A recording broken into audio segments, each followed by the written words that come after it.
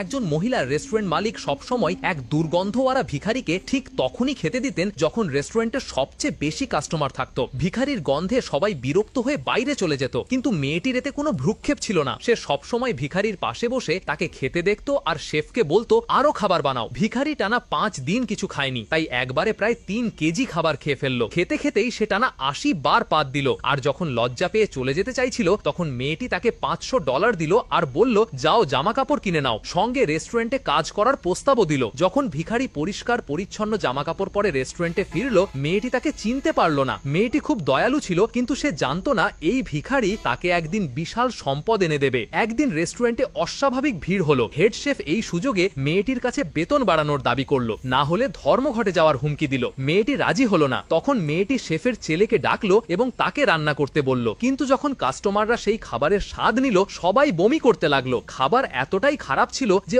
অনেক গ্রাহক টাকা না দিয়েই চলে গেল। মেয়েটি তখন বুঝলো অবস্থা খুব খারাপ। জানা গেল হেড শেফ তার ছেলেকে আসল রান্নার কৌশল কোনোদিন শেখায়নি। ঠিক তখনই এক গ্যাং লিডার খেতে এলো। সে ওয়েটারকে বলল দ্রুত খাবার দাও। সমস্যা এড়াতে মেয়েটি হেড শেফকে বেতন বাড়ানোর প্রতিশ্রুতি দিল, কিন্তু হেড শেফ মানল না। সে সাথে সাথেই আরো $10 চাইলো। মেয়েটি দ্বিধায় পড়ে গেল। তার হিচকিচানি দেখে হেড শেফ চলে যাওয়ার ভান করলো। মেয়েটি বাধ্য হয়ে তার শর্ত মেনে নিল, কিন্তু হঠাৎ ভিখারি বলল আমি রান্না করতে পারি। যখন সে ছুরি হাতে নিল সবাই অবাক হয়ে গেল, কারণ ছুরি চালানোর তার দক্ষতা সেখানে উপস্থিত সবার চেয়ে অনেক ভালো ছিল। হেড শেফ এটা দেখে প্রচন্ড রেগে গেল। নিজের পরিকল্পনা নষ্ট না করতে সে সব উপকরণ বাতাসে ছুড়ে দিল, যাতে ভিখারির রান্না নষ্ট হয়। কিন্তু ভিখারি তৎক্ষণাৎ একটি প্লেট হাতে নিয়ে বাতাস থেকে সব উপকরণ ধরে ফেলল। মেয়েটি সঙ্গে সঙ্গে লোকজনকে পাঠিয়ে হেড শেফকে ধরে ফেলতে বলল এবং সাবধান করে দিল এবার আর কোনো গোলমাল করবে না। এরপর ভিখারি তার অসাধারণ রান্নার দক্ষতা দিয়ে প্রথম পদ রান্না করলো। মেয়েটি তাড়াতাড়ি সেটা খেলো।